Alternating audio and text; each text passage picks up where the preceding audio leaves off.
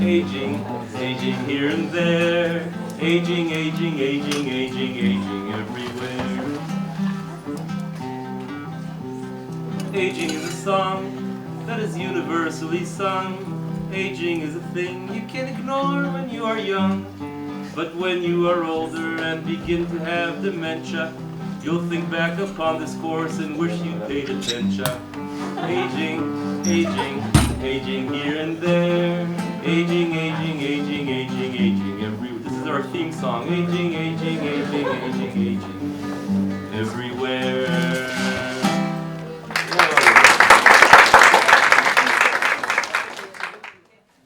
Hi everyone. Welcome to Systems Biology of Aging, Lecture 2. How many of you, it's your first lecture? Okay, welcome. And if you need to enroll, you can call Ben Shinhao. Right, Ben Shinhao is the teaching assistant. And he can also send you materials about the course. And let's take a nice deep sigh of relief. Remember, we do this in order to relax and learn, calm down our autonomous nervous system. So this course, okay, so we already did 2, zooming right along. So this course has an arc, so I just want to orient us. Second lecture. First lecture, we talked about the basic patterns of aging. They are nearly universal across forms of life. We looked at the survival curve. You don't die when you're young, you die when you're at a certain age. But not even genetically identical animals die at different times, which is a mystery that's not understood. Genetically, like twin mice raised in the same cages die at different times, just like unrelated mice almost. So, and the risk of death rises exponentially with age, doubles every 8 years in humans. That's the Gompertz law. We looked at a little bit of the variation between species. Mammals can live 2 years or 200 years. You know, there's no link, there's no explanation of those patterns, which, as I said, are common to yeast, worms, flies, humans, in terms of molecules. And in our course, we're going to connect them. So those patterns are going to be for us like anchors in order to build an understanding of aging that's usually not used in molecular biology, because molecular biology is molecular. Those are like epidemiological. And today I want to talk about the molecular and the cellular aspects of aging. And next lecture will unite those two in a kind of a model of aging that will be our intellectual scaffold to understand a lot of things like age-related diseases. Next couple of lectures, cancer, the 4 horsemen, cancer, diabetes, cardiovascular, stroke, and neurodegeneration. We'll talk about them. And then we'll talk about evolution of aging, the comparative biology, aging in different animals and plants. We'll talk about genetics of aging. We'll talk about ways to slow down aging and extend the health span, what's known in the field, prospects for the future. And that's more or less the arc of the course. Any questions about that?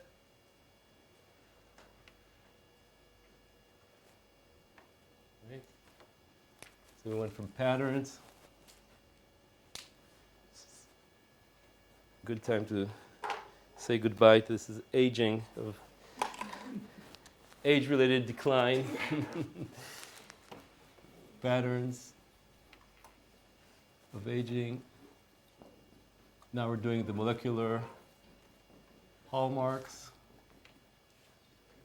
We're going to connect them together to make a model for aging and use it to understand the age-related diseases, age-related decline, why performance drops kind of linearly with age, the genetics of aging, the comparative biology of aging, different animals, and interventions that can slow down aging, extend the health span, and something like that. Yeah. Last lecture you talked about aging according to Gompertz law in all sort of multicellular organisms, and also you mentioned yeast is having a similar trait. So what about the individual cells within an multicellular organism, do they also age according to the Gompertz So the question is, individual cells in us, for example, do they also age? Yeah. And yes, that's actually one of the things I'll talk about. So, so I'm going to talk about the hallmarks of aging. So let me start like this. Over the 20th century, until the beginning of the 20th century, people lived to age 50. So aging wasn't so interesting, actually. Very esoteric, even though there were some people who lived to age 80, 90, but as a field of research, it studied like around the turn of the century. Suddenly, things like sanitation,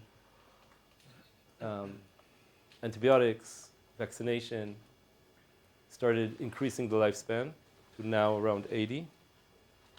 And lots of people started getting old and then sick with new diseases like Alzheimer, like things that weren't so interesting before, diabetes. And people began to wonder, what's the molecular reason that we age? What makes us different at age 20 and age 70? And the kind of first lines of thought were there's got to be a single driver of aging. So the beginning of the 20th century, there was a theory called rate of living theory. It said that animals that, it's like the candle that burns the brightest, lasts, dies quickest, right? Fastest, right? So how do you say it? Candle. Burns the brightest. The candle that burns the brightest dims the quickest. So that comes from Blade Runner. Anyway, and really small animals have fast metabolism, like mice have a heartbeat, like that. They live much less than whales. But there's a problem with that theory that you mentioned bats last time. They have a metabolism like mice and they live 50 years, 40 years. So it can't be all metabolic rate of living. There's definitely some truth to this theory, but it's not everything. And then a more molecular theory in the second half of the 20th century, around 1950, began noticing that metabolism, what's metabolism? You burn down carbon, like sugar and oxygen, and you release carbon dioxide and water, just like an engine. It makes side products that are toxic to the cells. It's called reactive oxygen species. And it was thought that those are what accumulates and kills you. And that was supported by some experiments. But around 2000, there began to be experiments that kind of suggest that it's not the whole story. For example, the yeast that you're talking about that ages, when you grow it without oxygen, it doesn't have those problems, reactive oxygen species, and still ages. Or antioxidants don't make you miraculously stop aging, etc. And maybe people thought it was a protein. Maybe a certain protein accumulates over decades. But there's no protein almost that lasts for decades. They turn over within days or something. There's very few proteins that last for decades. Maybe in the crystalline of the eyes. Can't be a protein. What is it? And there were many conflicting theories. The theories came because everybody agreed that aging has to do with accumulating damage, but each field was like a silo looking at their own damage. Is it DNA mutations? Is it DNA breaks? Is it proteins getting messed up? And they weren't talking to each other. And the field of aging was very conflicted. And then in 2013, there's a review paper that made peace. Dum, dum, dum, da-dum. Hallmarks of Aging in 2013, and then this is like the version from 2023. These are kinds of damage and problems. They're called hallmarks. In order to be a hallmark, you have to have 3 criteria. Hallmark of aging. 1, it should rise with age. So if this is X and this is T, it should rise with age.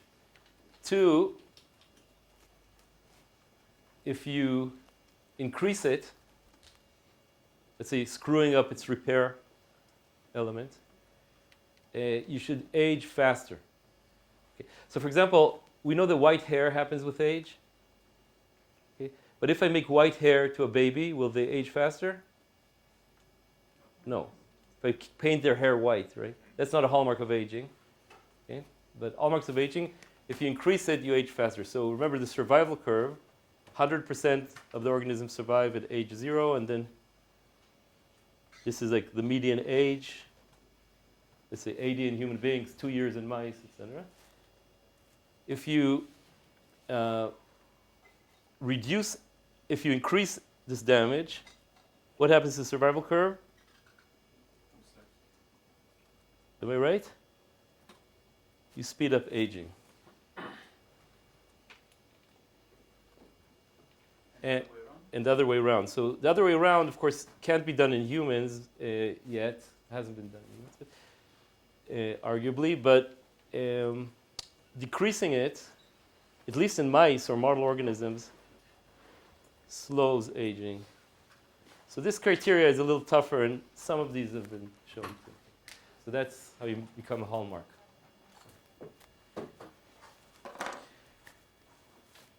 I want to teach you about these hallmarks today, and you see these hallmarks. So in order to do that, we have a theme song for the hallmarks. Oh, how many of you are biologists? Raise your hand. Hi, hi, hi. How many of you are not biologists? Okay. Biologists, raise your hand. Non-biologists, look near you and find the biologist and say hi to them. And introduce yourself. No, you have to introduce yourself because we'll use each other's knowledge in this class. So did you introduce yourself? You're a non-biologist? Biologist? And Glenn, are you a biologist? So talk to her. Say hello, who you are. Okay, non-biologists, raise your hand. How many of you haven't said hello to a biologist sitting next to you? So please do it. Find someone ahead of you, in front of you. Look behind you. Look. Yeah, you can share. Okay. Okay.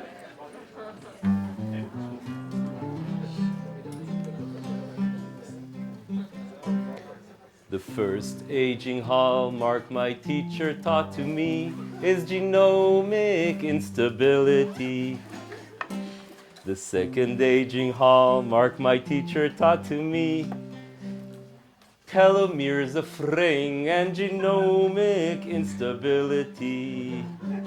The third aging hallmark my teacher taught to me, chromatin opening, telomeres of fraying and genomic instability. The fourth aging, okay, I'm going to jump to the end.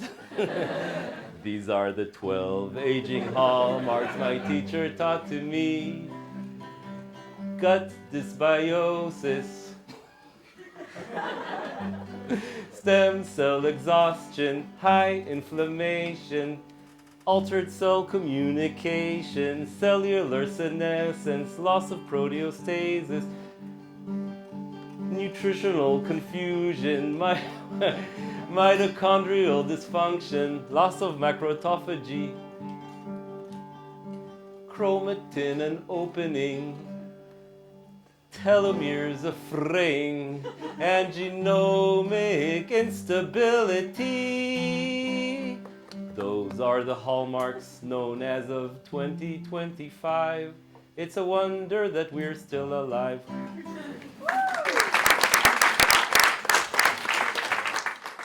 Okay, so this is going to be a lot of, not a lot, but lots of biological words. That's why I want you to be ready. Yeah, questions? Do you have any reason to believe that those are the whole hallmarks, and if they are corrected, then you're not aging, or do you not have a reason for that, and maybe in 10 years we'll have 20? Yeah, so the question is, are these all the hallmarks? Are they sufficient to stop aging and maybe we'll have 20 in the future? Yeah, I forgot to say, these hallmarks, I'm saying it with a little bit of irony, I would say, because what this is actually a, a pipe of peace. This is a declaration that if you work on genomic instability, you're one of us. If you work on epigenetic alteration, you're one of us. This creates a field. It's arranged in a circle, smooth and inoffensive, in which all the hallmarks are exactly equal.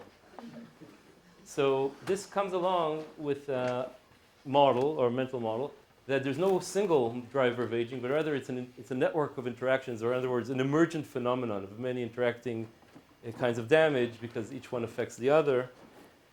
And that is a mental model that's very mushy because anything goes.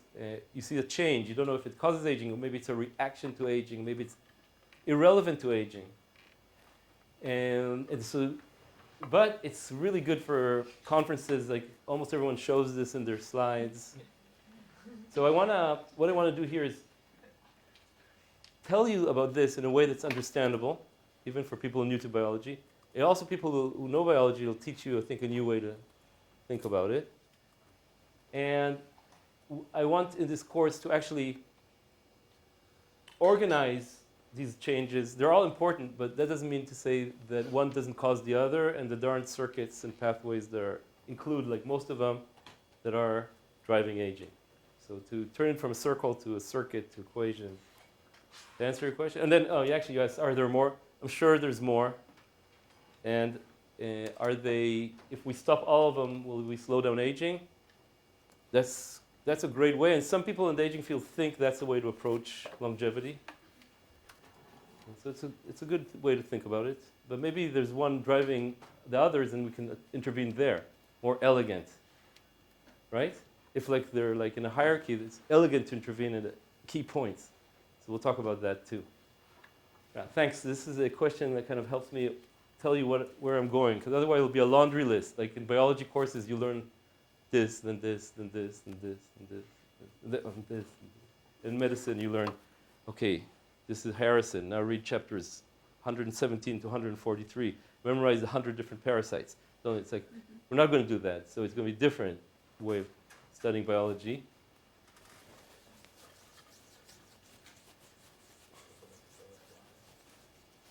In other words, it's going to be systems biology, not systematic biology.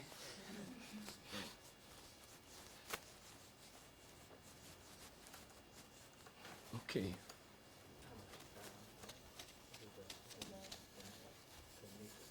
All right, so in order to start, we think of the human being as having three levels of organization. The top level are the organs, like lungs supply oxygen through the blood to the liver that supplies glucose to the lungs, immune system, hormones, this level, top level.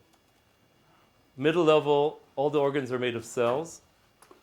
So a cell inside an organism is the middle level, and we'll talk about whether it ages. And the bottom level are the molecules inside the cell, DNA, proteins, and organelles like mitochondria. So 3 levels. And it turns out that 7 hallmarks correspond to the molecular level, lowest level. 1 is in the middle level, and the rest are at the top level of organs. So that's, I want to hierarchically kind of separate. Right? So we'll talk about, we'll have molecules inside the cell. Then we'll have the cell, and then we'll have organs, systems.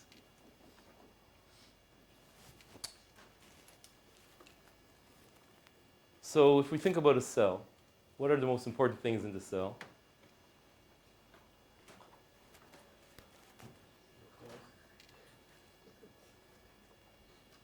Inside, there's the DNA. That encodes for proteins, machines that do things. And all this is powered by factories called mitochondria.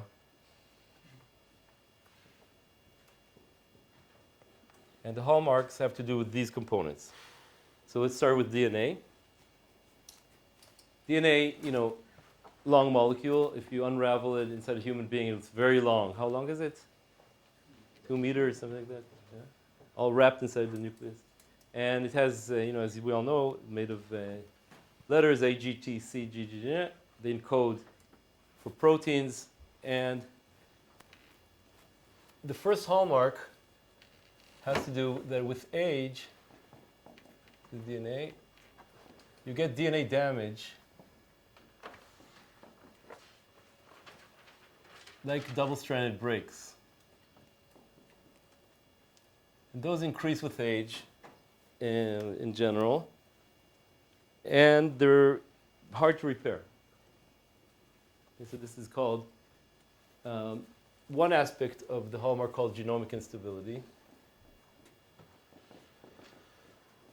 And there's other other aspects. Chromosomes can be lost, pieces of chromosomes can be lost.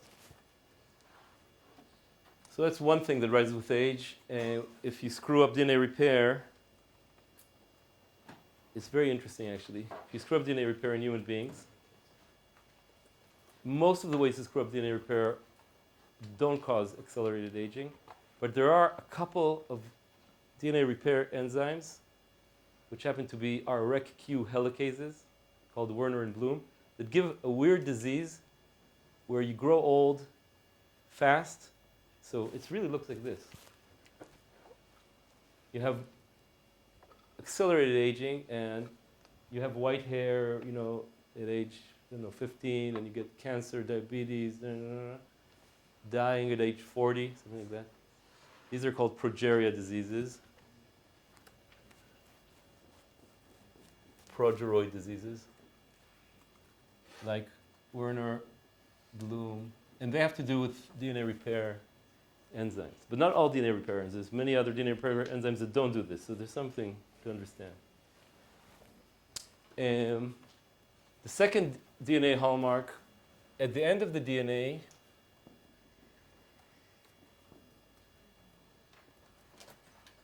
it's an end. So the body thinks it's a double-stranded break. It starts to repair it. But that's bad. So it's protected by proteins that inhibit the repair. Don't repair me. But with each cell division, because of the way DNA is duplicated, it gets shorter by 100 letters or something like that. So these telomeres are fraying and they're shortening. And because they're protected from DNA repair, if there's a break here, it's really hard to repair.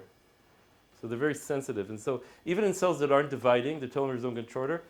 DNA breaks in the telomere. These are called telomeres.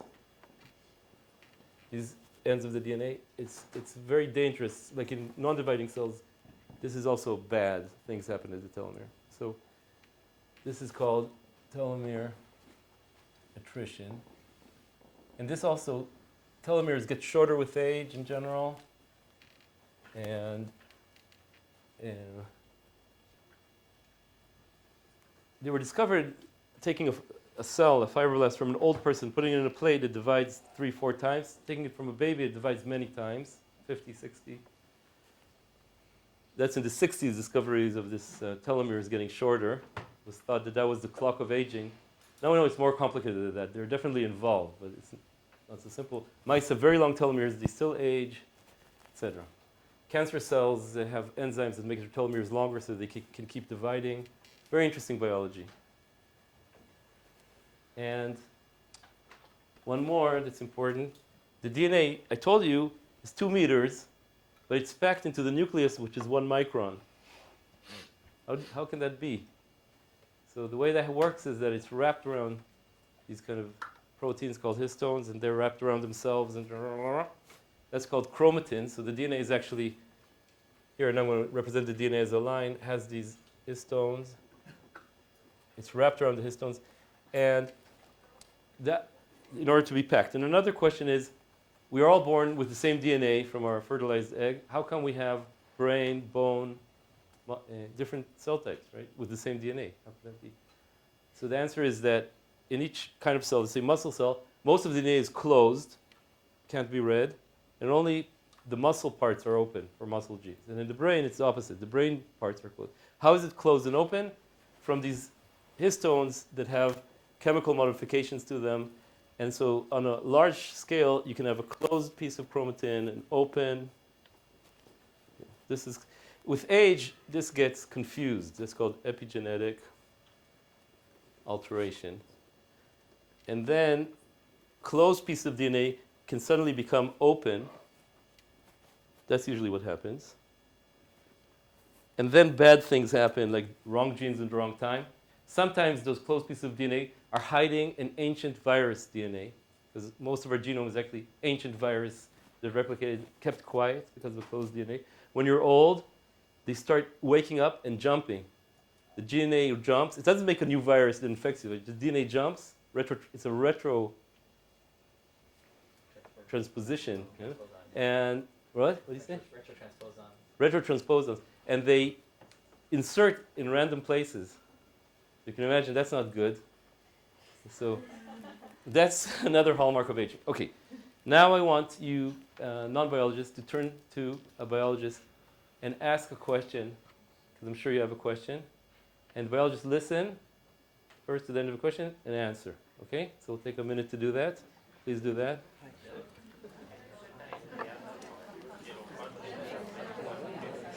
Here, look. Here's a computational person. Introduce yourself.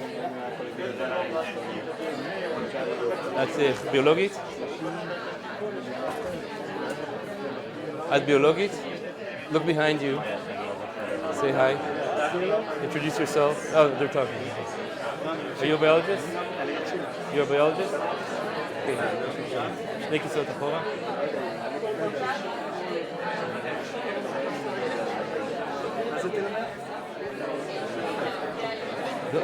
Go to her and see if she has a question.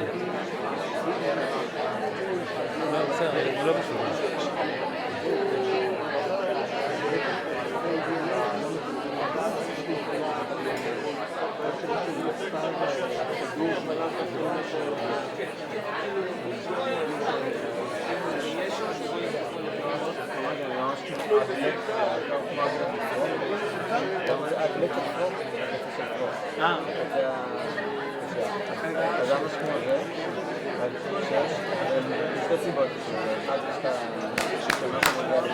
Okay, yeah, there's a question. Do you have a question? 1 second. Yeah. Some DNA repair enzymes are involved in aging, but some others aren't. Is there like a difference in which situations they repair DNA, or what? So you're asking what? I mentioned that some DNA repair enzymes are when they're mutant in a human being, they age faster, and they're all REC-Q helicases that have to do with resolving DNA damage in the context of transcription. Very specific. This already hints that there's going to be some biological secrets that are more aging and less aging. And whereas, like, there's lots of repair. Let's say if you have just, let's say a C changes to a T, mismatch repair, all this. If you're mutated in them, you have a lot of mutations, but you don't age faster. You get cancer, colon cancer and lung cancer. That's called Lynch syndrome and all this. So people used to think that it's DNA mutations, errors in DNA, that give you aging, which agree. DNA mutations rise with age. By the time you're 60, a typical cell in your body has 3,000 mutations, including neurons. And in mice, the same number happens in 2 years. So people thought, wow, what a great clock. But human mutants are born very rare with mutations in DNA repair. They have many more mutations, many more errors. They don't age faster. So we can throw that away as an explanation. Did I explain myself? If DNA mutations errors drove aging, then people born with rare mutations, they can't repair their DNA as well. They have many, many mutations, but they don't age faster. How do you define aging? So one way, so we talked about it in the first class. One way is the survival curve, right? So like dying earlier. Second is usually people look at the 4 horsemen and ask, do you get both more cancer, more diabetes, more heart attacks, and more neurodegeneration? Do you have white hair, thin, brittly skin, cataracts, If you have all those, it's called progeroid disease. So those are diseases. But if you have only cancer, let's say maybe it's not a progeroid disease, or only diabetes, but you don't get white hair, it's not a progeroid disease. So there aren't that many. They're very rare, thankfully. They're horrible. There's one that has to do with open chromatin, which is in the nuclear membrane where the closed chromatin is. That's called lamin A. This is one of the worst progeroid diseases because here you die at age 13, 14, like age really, really quickly. These are around age 40. So that has to do with open chromatin. But there aren't that many progeroid diseases, so there aren't that many genes that if you mutate them, they give you the full aging phenotype. And even those aren't full. Like some of these diseases, you get old in the body, but not in the brain sometimes. They spare the brain. And so you might be two kind of drivers for the brain and for the body. See what I mean? So it's really, it's a puzzle. It's a big puzzle. People don't understand right now why these and not others, but we'll try to make a kind of a theory in this course or a hypothesis. Oh, you had a question. Why does the DNA break? There's many reasons DNA can break. It could be, for example, if you're trying to read the DNA, this is make RNA, and also trying to duplicate the DNA to make two of it, and there's a collision, that probably plays a role in aging. It could be just by the normal process of the cell dividing, there's one or two breaks like that. So these are like Random, yeah. And also ionizing radiation, like cosmic radiation, causes some breaks every second in our body. So it happens all the time. I think in each cell cycle, probably once, twice at least. And repaired, even double-stranded breaks. So you need to find the right. Right? So it's a whole. So now I can start telling you a lot of biology, but I don't want to, because each point here is studied like to depth. You know the crystal structure of the proteins that repair it, angstrom resolution, and how they bind. Is that too much information? Too little? It depends on the question, right? If we want to design a drug to affect one protein, we need to know its 3D structure with angstrom resolution. But if we want to understand Gompert's law, we need maybe a different level of resolution. So. And I want to tell you something. How many of you have looked at the course website? So on there, I'm putting lecture notes. They're very detailed. Everything I say is written there. So you don't need to write. You can find everything there. And also the exercises are there.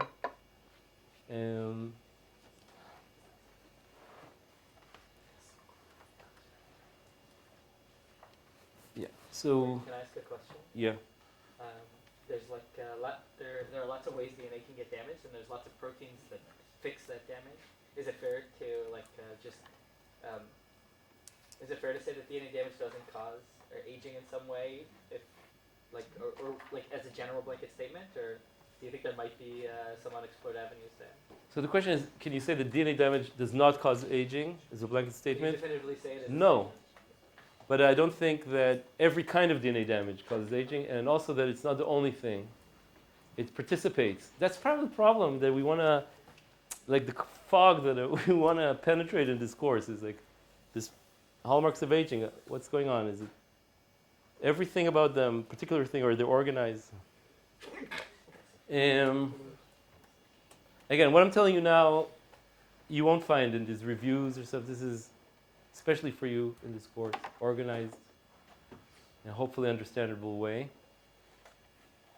Next, so we talked, the cell has DNA, it also has proteins. So if we cover these hallmarks, there's a couple of hallmarks that have to do with proteins. So the proteins, the DNA, it's read into RNA, that's read into protein, which are strings of amino acids that have chemical properties. Some of them like water, are hydrophilic, some of them don't. And this causes the protein to fold in amazing, beautiful ways in order to do things like repair DNA, for example, or copy DNA. So The problem is that these proteins, you see this part here that hates water on the inside, can find another part from another protein that hates water, and they stick to each other. This is a protein unfolding, forming aggregates, and the cell can become gummed up with this thing. And in fact, in neurodegeneration, like Alzheimer, brain becomes full of these plaques of sticky proteins, amyloid, tau, and in the heart disease that happens. So the cell, with aging, this also goes up, and the hallmark called proteostasis, loss of proteostasis, means that you have more and more unfolded proteins. There are also repairs. There's what's called chaperones and proteases that kind of try to refold proteins, break them up. Autophagy that tries to recycle them back to amino acids. They're supposed to take care of it, but for some reason, it doesn't work so much with aging, and you have more and more of these unfolded proteins gumming up. Yeah. Okay, so like, I hope you get the flavor of it. And if we go to mitochondria, it's very interesting that the energy in the cell, a lot of it is made by mitochondria, ATP that you've heard about. Mitochondria sit inside the cell. About 1 billion years ago, how did this happen? A bacterium, that's mitochondria, made marriage with a big cell. And now, since then, they're together. And they divide labor. The cell makes most of the protein, even though mitochondria has a little bit of its own DNA. And the mitochondria does a lot of the energy production, and therefore it has a lot of these reactive oxygen species. And it turns out that they're really important in aging. There's with aging, the mitochondria become worse, so we have less energy, we're more tired. They make more of these reactive oxygen species that damage the cell, etc. They become fragmented, our muscles become weaker. Exercise is really good for improving mitochondria. And the body knows I need more energy, I need more ATP, so it enhances my mitochondria. And so, yeah, all of these things are rising with aging, disrupting mitochondria speeds aging, and things like exercise slows down aging, in mice for sure, probably in human beings too. It's like the strongest evidence for intervention in aging is for exercise. On metabolic health, cognitive health, emotional health. It's like a magic intervention. I'm talking about like huge, like odds of dying if you're the top quartile or bottom quartile of exercise, given age. You have 2 times more chance to die in a given year if you're in the bottom quartile than the top quartile with exercise. It's a big effect. If you're not exercising, consider it. We'll talk about that also, because exercise is like a vague thing. There's specific things you need to do. And how much, what dose, but one of the big things it does is mitochondria awakening. Look, these are all hallmarks inside the cell. At the level of a cell, there's just one. Okay? And then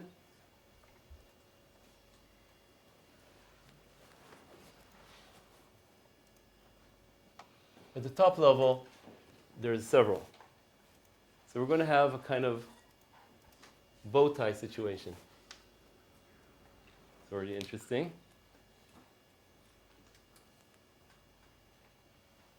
And this is an important one.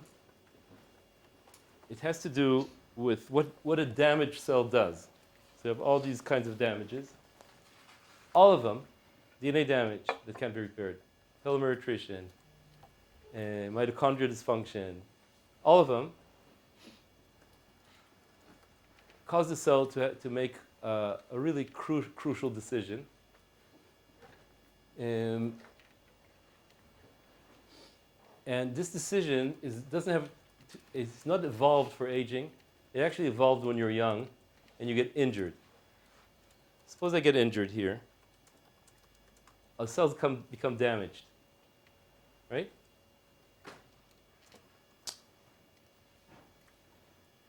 If they have all these problems, they have a risk to become cancer cells. So normally, lots of cells, what they do when they're damaged and can't repair themselves, they kill themselves in a programmed way called apoptosis, wrap themselves up, immune system eats them. But if all the cells died here in the injury, I would have a hole. So instead, some cells do something else. They become zombie cells.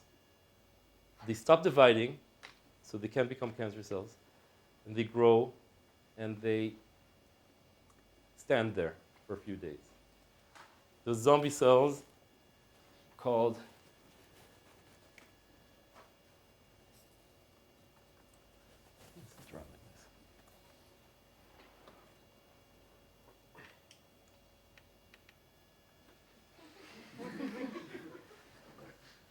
they're called senescent cells. These are like really, you can say old cells.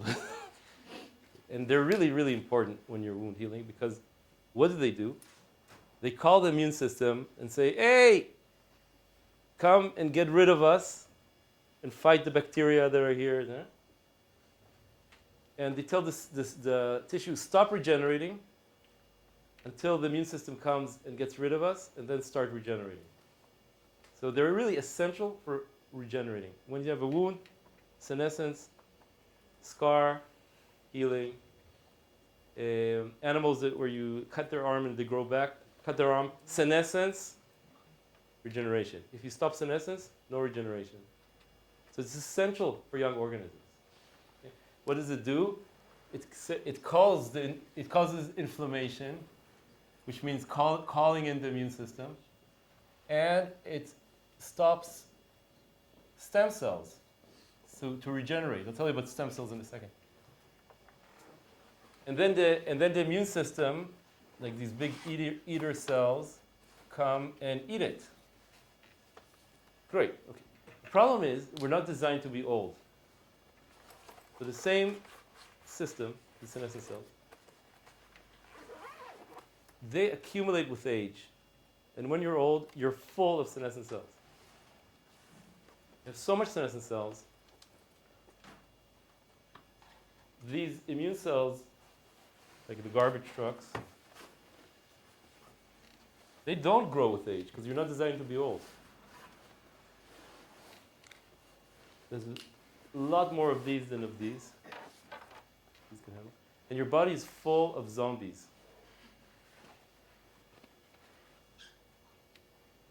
And they cause these system-level hallmarks.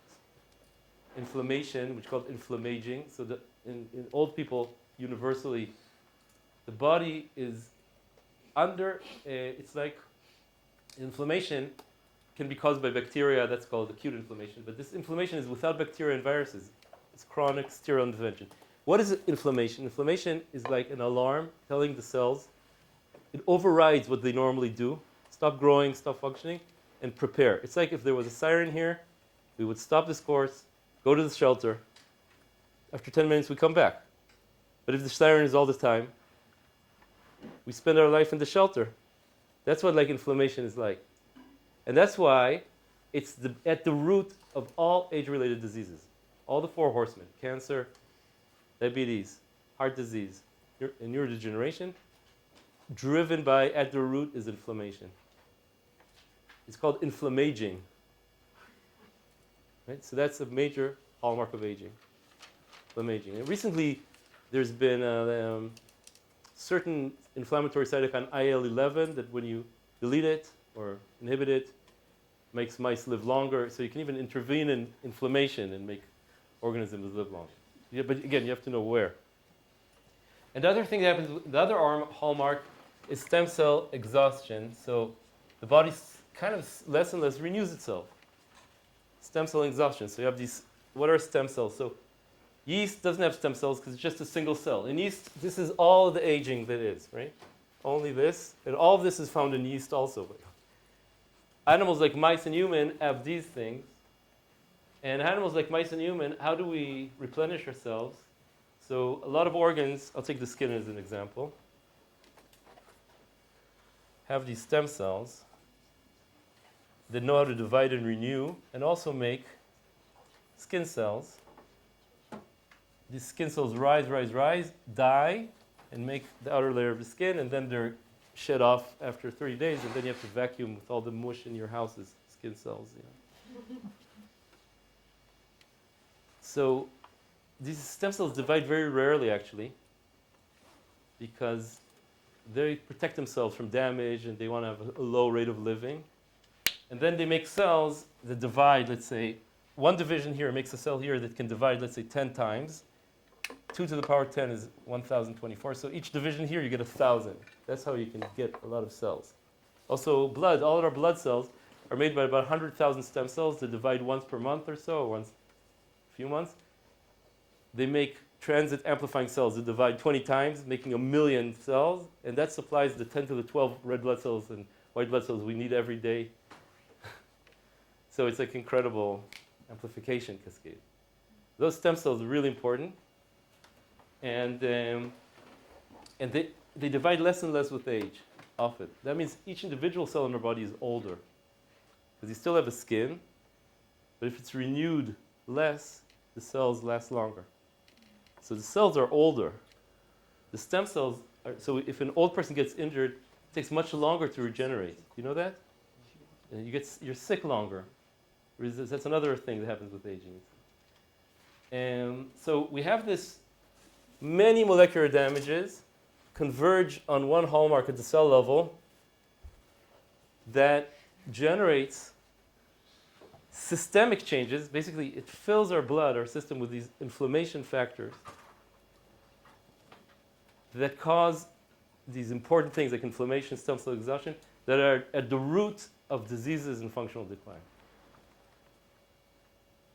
So I hope we're going to take a break now, and you can ask your biology friend to decipher what I said. I'm sure you have a question, because you can't teach all of biology in 35 minutes. And we'll come back now it's 3:06. We'll come back at 3:20. All right? Most courses look like this, right, with PowerPoint, and I use the whiteboard to slow me down and to be interactive with you. But still, sometimes you need to show pictures. So these are two twin mice. Let's say they have the same DNA. They're both 2 years old, which is the mice live 2.5 years. So it's for a human being, it's like, I don't know, 70. And this mouse looks like a 70-year-old mouse, typical 70-year-old mouse. It has cataract. It has fur loss, graying. It has kyphosis, which means hunchback. Its ears look kind of wrinkly. It doesn't run so much on the wheel. It has high probability of having cancer. Mice especially die from cancer and also other diseases. If you injure it, will it not bleed? It will bleed, but it will take a long time to heal. This is the twin. Has nice, fresh, shiny fur, no cataracts. It's running on the wheel a lot. It has a lower, at a given age of 2 years, it has a lower probability of having cancer and other age-related diseases. If you injure it, it will bleed, but also heal faster. It has better cognition in terms of. So, what's the difference between them, you might ask? So this is one of the papers that got me into aging. The first paper I mentioned was the scaling, the data collapse of survival curves, suggesting these interventions like this can change a time scale. By the way, these mice, on average, live 25% longer. They also die. This paper in 2016 produced mice that are identical. They carry engineered gene that is a gene called P16. Its job is to turn damaged cells into senescent cells. You can say. Stop dividing. It's downstream of P53. So what they did, so cells that are senescent cells, they make this P16 protein. And what they did was cleverly connect to the same gene a poison. So if a cell becomes senescent, it dies. So these mice had their P16 cells killed, you can say. And this whole thing, this poison is also inducible by a drug you can add to the water. So when you add the drug to the water, the senescent cells are killed. So killing senescent cells, or at least P16 positive cells, slows down aging, you can say. And there are other interventions that can do that too. I mean, when you look at the mouse, you don't need statistics. You see that it looks like a mouse at a younger age. You see. And so I wanted to show you this picture because I think it's tangible.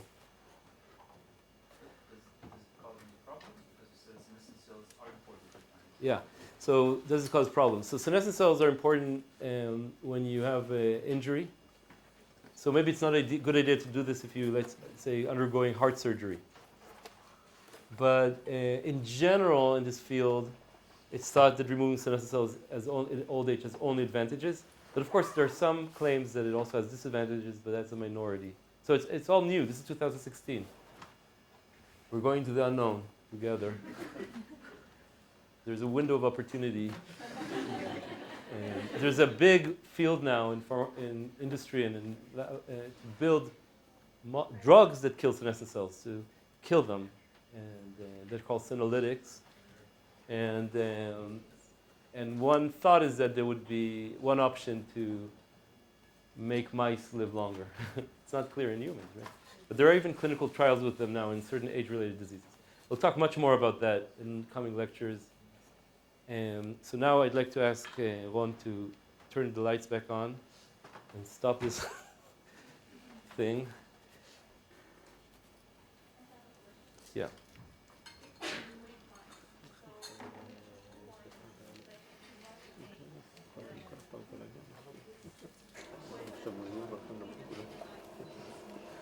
Baker, 2016.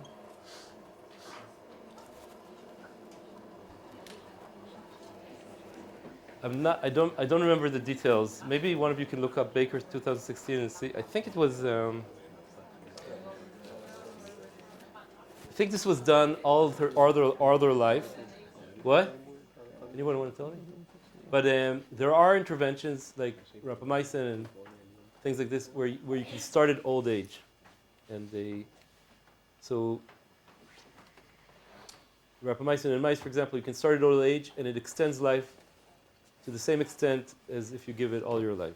So old age is like a year and a half old mice or something. But not every intervention has that benefit. Yeah.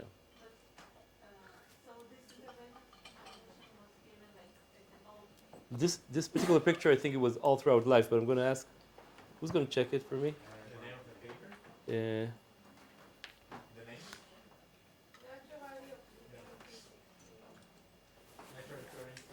Drives aging, something like that.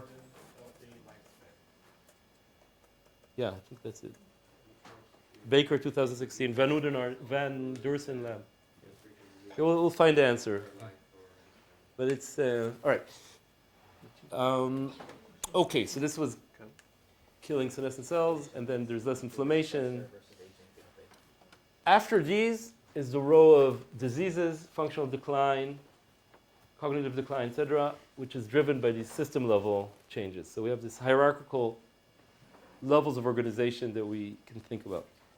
And let's see where we are in our class. So we did a song, talked about DNA, we did pair and share, proteins, mitochondria, senescent cells, inflammation, stem cells. Twice a week. But for how long? Every week? So it's like a cassette that has P16 promoter. 12 months on. Huh? 12 month. That's 12 month is like.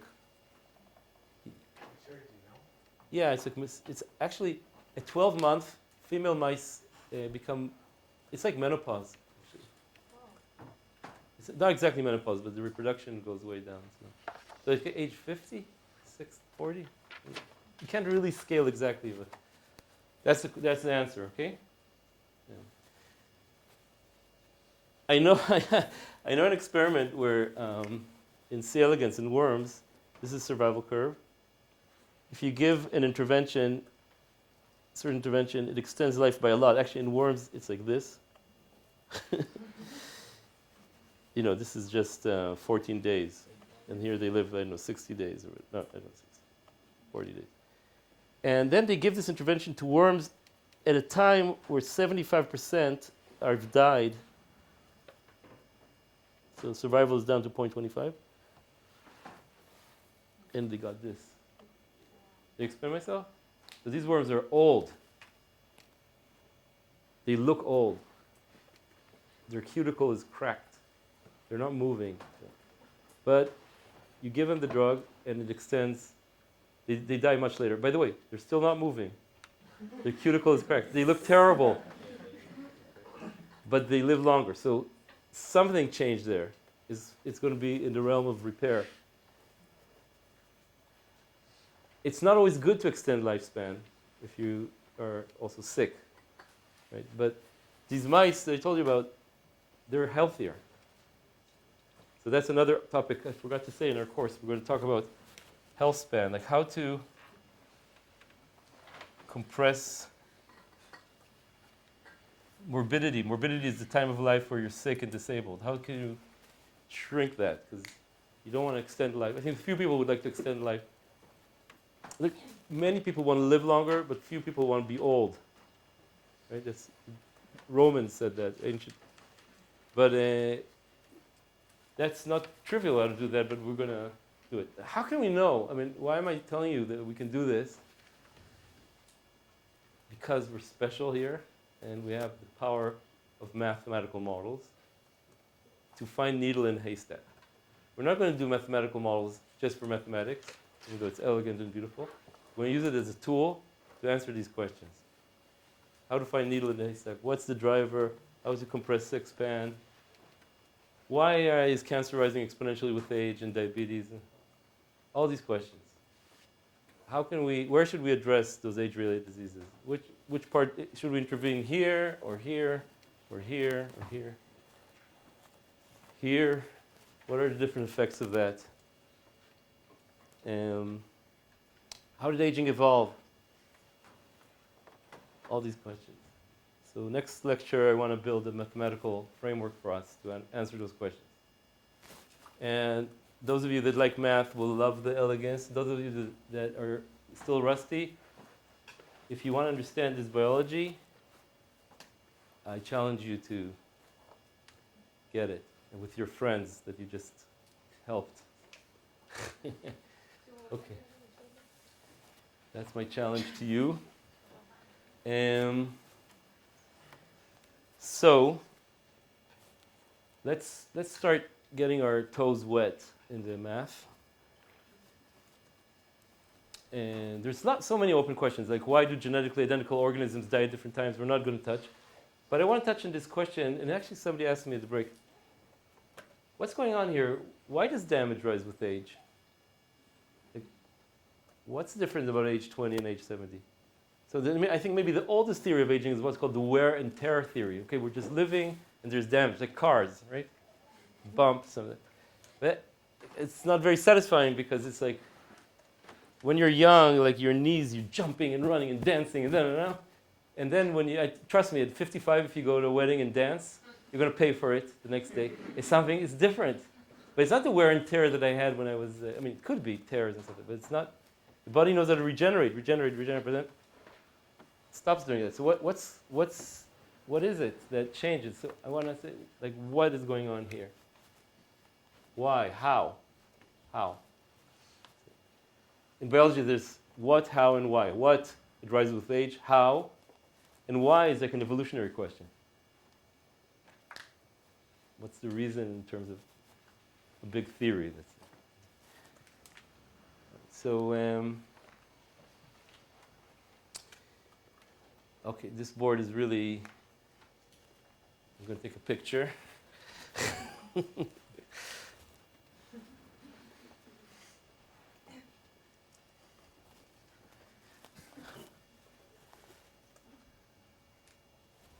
Okay. And yeah, That's a very different depiction than the one on the hallmark of aging. right. So why is it so different? Okay. So you're asking is why is this depiction different from this depiction? Yeah, this is Yeah. So in my opinion, this depiction has a social function to say all these things are important for aging. But I think it also has an intellectual function, which is counterproductive, which is to, okay, it's like, okay, so we need to address all of them, or what's going on, it's complicated. So what I did for you here was one step forward, and we'll go more steps forward, is to put them in different levels of organization and to show a flow. You see that? This is like, yeah, but even the categorization there, yeah, right, discordant, primary, antagonistic, integrative, it's it's not the same. not the same. And I think a lot of people in the field, they kind of like go, ugh, when they see this at the talk, because it's like, let's go beyond. I mean, it's very important to have a field. And so, notice this graphic here, like evolution, right? And it's really beautiful graphics. Did I answer your question? There's also hallmarks of cancer that came before. Similar story, I think. Okay, so and now I need a place to write. So which part should I erase? What do you think? Should I erase this part? Should I erase this part? No. You're the most interactive class ever. Okay. So I want to start doing a little math with really, really easy stuff or basic stuff. So the first point is that is something that's not aging, which is, imagine there's a damage, X is concentration of damage in the body, and it has a constant reduction, let's say P units of X per unit time, and constant removal rate. So is R 1 over time is the removal rate. R yeah. So I'm going to argue that this is going to lead to a constant steady state level of X. And because it's a constant level of X, it can't be very important for the difference between where at age 20 and age 7. You agree?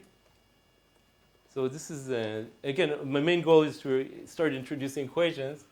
So this is the rate of change. Then I think Ben went over this with you. Rate of change of X. So it's production. Minus removal. Removal in this course always going to be a rate times X. So why is that? It's because each molecule of X has a certain probability of unit time to be removed. What does that mean, removed? So if X is, for instance, double-stranded breaks, concentration, the removal rate is enzymes that can repair. So at each given unit of time, there's a probability for this break to be repaired. Explain myself? This is R. It has probability per unit time. So these rates, like repair rates, are order of hours, days, maybe minutes. They're not decades, right? So what I'm going to do is I'm going to say, on the time scale of decades,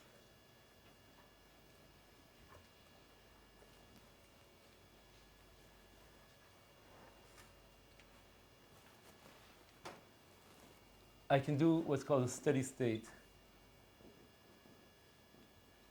assumption. On time scale of decades, steady state means there's no change.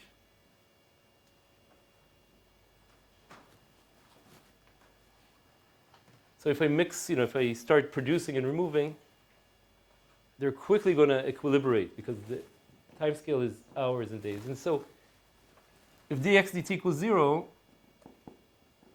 that means that P equals Rx. I'm putting ST because this is steady state. And therefore, X steady state is production divided by removal. Let's check the units. Units of X divided by units of time. And R is 1 over time. So that gets you units of X. So fine, that's good.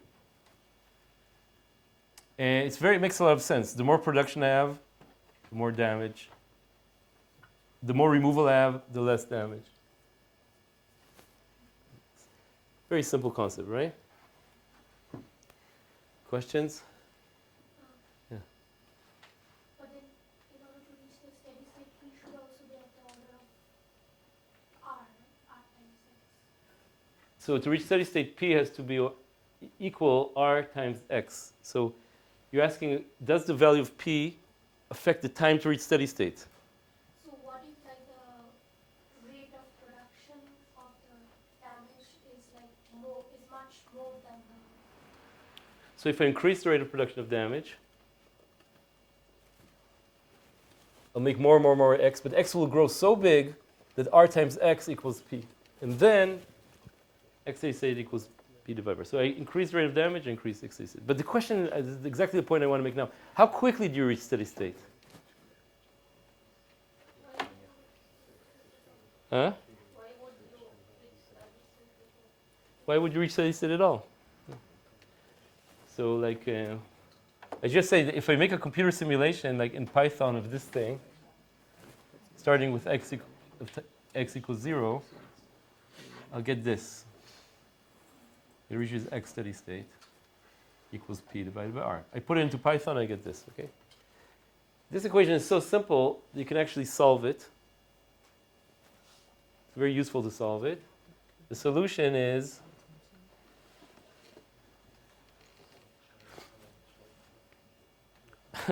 let's just see. Let's just take a look at. Suppose I have a situation where no production. I just start with some damage. So I start with a lot of the double-stranded breaks. I don't make new ones, and I let the enzymes repair them. They're going to be repaired one by one, right? Right. So the equation there is just removal, no production in this case. And I think Ben told you how to solve this equation. It's an exponential. Why? When you take the derivative of an exponential, the minus R comes before everything. That's the solution. And that's this function. So you can solve it analytically, do it in Python, you get the same thing. Great, right?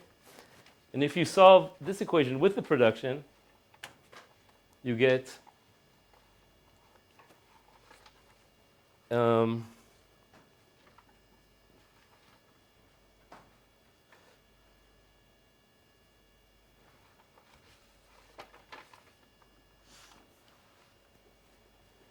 let's suppose we started with 0 protein. You get something that looks like this. Start with 0, and you go up to steady state. And you come closer and closer exponentially to steady state. Interesting thing is, in both these cases, I can ask, how long it takes me to reach 50% of steady state. That's the time that you asked about. It turns out it's the same in both situations. So I'm just going to solve it here. What does that mean, T50? It means that I'm halfway. I lost half of my initial. That's 50%. And that equals x of 0 e to the minus RT. This falls out.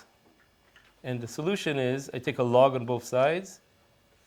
T50 is log 2 over R.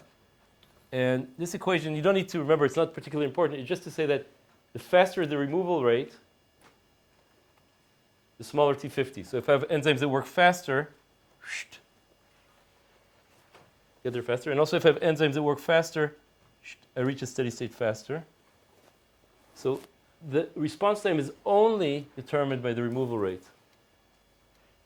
And since it says it's a few hours, and everything is constant, after a few hours after you were born, you already have this constant damage. If it's not changing throughout your life, it's not going to do aging. So in order to have something, so wait, actually I'm going to stop here. I want you biologists that explain something to the computational people. Let's reverse. Computational people, listen to the question of the biologists, right? Let's take a minute to do that. Do the opposite. Who did you talk to? Him, so talk to him. Doesn't matter. Yeah, good, that's great. It's not a competition.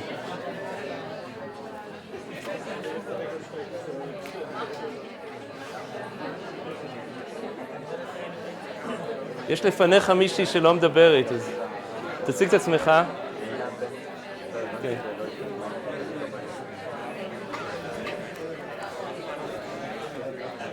Yeah, I want you guys to talk to each other, okay?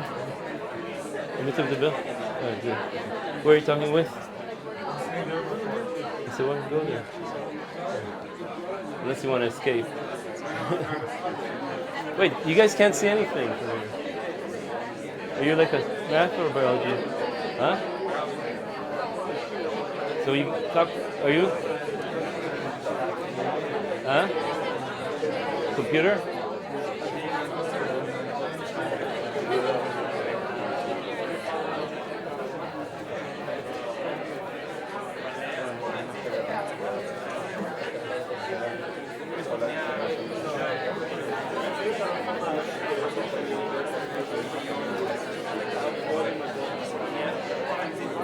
Found it?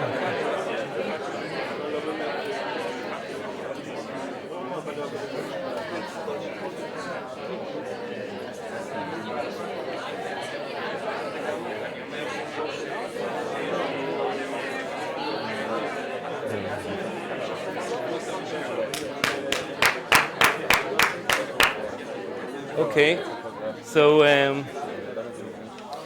thank you. I hope that was helpful. Remember, in this course, at the end, there's all things must die. At the end, there's a final exercise based on your curiosity. So it's best to do it with a biologist and a computational person. So maybe you met your person today. Who knows? Maybe friendship for life. And it's one of my ulterior motives in this course. Okay, so there was a question, are there things in real life that have a constant production and constant removal over decades, right? So I'm not sure, and I want to say that the purpose of this model, this very simple one, is just to build a kind of conceptual understanding. There are things that happen with aging that are kind of thermodynamic and not enzymatic. For example, there's when you have sugar in your blood and it chemically sticks to proteins. The sugar in the blood is kind of constant, 5 millimolar or 190 milligrams per deciliter in people without diabetes. So maybe the rate of the sticking is kind of constant. And with age, you have these fibers in the body called extracellular matrix that become glycated like that. So there's some processes that are might be like that. But even if there's not, it's still worth making a imaginary situation because we can learn from it about the real situation. Did I answer your question? It's a very good question. I mean, probably everything changes with age, but maybe a little bit and not. So how can we get something that rises with age in this picture? Anybody have an idea? Yeah. The damage affects the things that remove damage. Ah, great. So more damage, more removal, right? Oh, less removal. That's called error catastrophe theory. And or maybe more damage, more production of damage. Let's just run a little math check about that and see if it can work. So we have. What do you think? Will this work? No. Why? Slow enough. Without math, it's hard to tell. The damage is slow enough. This is great. I mean, I didn't think about this example, but it's like a classic theory.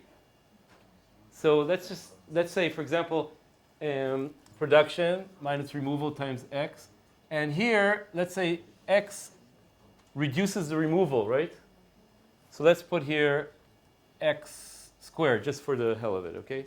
So x reduces removal, just for an example. What does this mean? This means that removal is now removal divided by x squared. So more damage, less removal. Why? Because the damage hurts the removal somehow.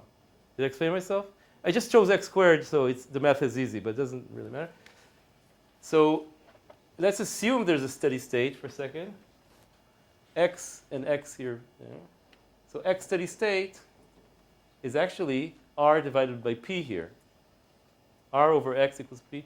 No, did I get it right? It's, yeah, r divided by p. This is r, by the way, it has different units because r over x now has units of 1 over 10. So we still reach a steady state. It's a steady state damage that's enough to reduce the removal to reach that steady state. So that's interesting, right? With a little math, we're able to take this biological story that could be, and has been papers about it, that this is aging, and just show that it's not. It's not. So it's an example, of course, it's a little bit of a toy example of how mathematics can help you. Because I'll tell you about something about mathematics. Once you make some assumptions, the math guarantees you get the right answer. The problems are your assumptions might be incorrect or correct. But it's a machine from going from assumptions to answers. And then you can do experiments to test it, etc. Yeah. But if, like, it's only if you don't cross, like, the steady state. If you cross the steady state, then, like, you're not locked. And maybe, like, there is some random mechanism that would enable you to cross the steady state, and that's it. What you're saying is that this system has bistability, some initial conditions. Yeah. Yeah, so what you're saying is that if I go very high with x, I have no removal and I just have production. So I mean, you don't need to get to really Good. high. You just need to yeah, cross this. right. So this is very interesting about this system because if you used to math, you can do some calculations in your head, and you can say that this x steady state, if you start here, you reach here. But if you start here, you go to infinity, right? Why? Because if you start with a lot of damage, it's a lot of damage, there's no removal, and there's only production. So it's a bistable system. I didn't mean to get into this, but that's another neat thing you can do with math.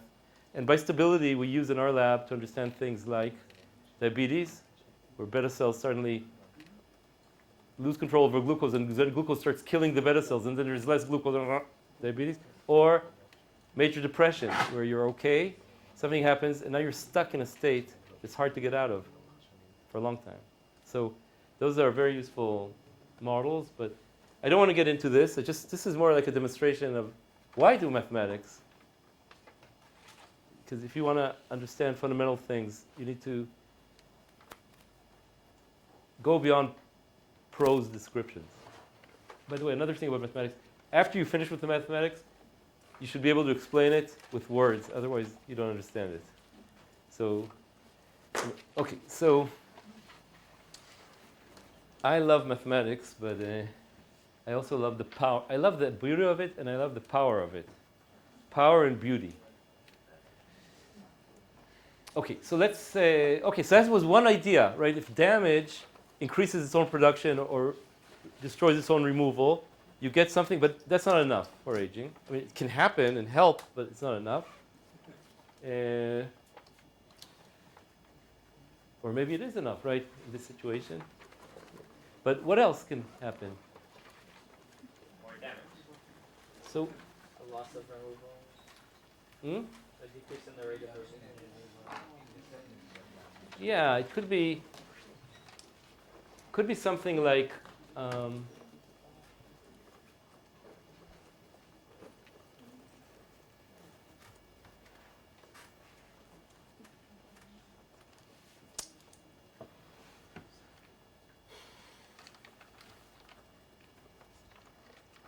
it could be something like this.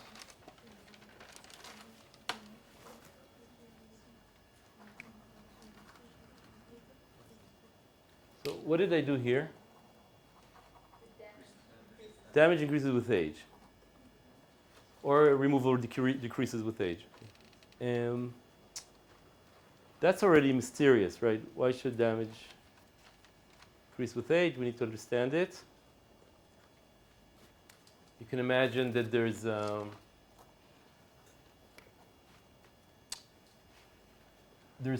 some kind of damage-producing units that accumulate. So these things are not removed. Something in the body that's not removed. What's the solution for this equation? AT, because when you differentiate, you get A. So, and maybe Y produces X. So this could be, let's say, a protein aggregate that grows and it makes problem with the mitochondria.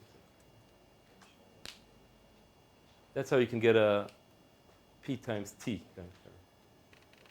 By having something that's not removed and it grows linearly with age at some rate.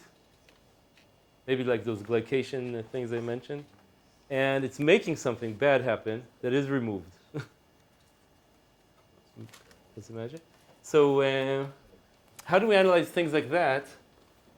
So if it's going to be an aging-related thing, it's going to have to grow over decades. Right? And if it's growing over decades and removal is this thing is over hours or days, I want to introduce another concept which is called quasi-steady state, which is to say we can still do a steady state assumption. Why? Because there's two processes at very different time scales. For example, if I want to understand how my daughter jumps, I don't have to worry that she's also growing taller during the jump. Right? So in situations like that where you have very different time scales, you can still do the quasi-steady state. You could do a quasi-steady state transformation. Say this is equal 0. I'm going to add the t here. And now the steady state is this. And that's nice because the steady state now is rising. It's rising linearly. In real world, the data, the damage, all these damages rise not linearly, but slow then sudden. So it's not perfect. But it's just starting to play with ideas of what we need, how we need to think about. Now, this is math, you can say. What does it have to do with the real world? If I tell you we're looking for something that's only made and not removed, that narrows down a lot of molecular stuff, et cetera, et cetera. So this, we're going to play back to the molecular field to find needle and haystack. What are the different components? I mean, I'm just building the basic mathematical concepts here. Next lecture will go all out on a model for all these patterns of aging. What would a model look like where the rate changes? Like the rate increases over time? What will the model look like? Yeah. So we have to come back to, next week. There's something. Okay. So we talked about steady state, quasi-steady state. Let's take a nice deep sigh of relief. And I'll see you next week. Thank you. Para la guitarra.